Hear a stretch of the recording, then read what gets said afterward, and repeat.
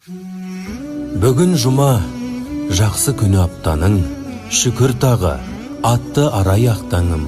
Ниеттері қабыл болсын бәрінің, жаратқаннан дұға тілеп жатқанын. Бүгін жұма, дұға тілек тілер күн, жаратқанға байланса екен жүрегің. Кешіріліп бойыңдағы бар күні, қабыл болар сұрап жүрген тілегің. Бүгін жұма, жақсылыққа бастар күн, нұр шашылып, күнігілер аспанның. Жаратқанға қолын жайып сұраған, ниеті қабыл болсын кәрі жастардың. Бүгін жұма, ең ғажап күн тамаша, тілек қабыл болар Алла қаласа.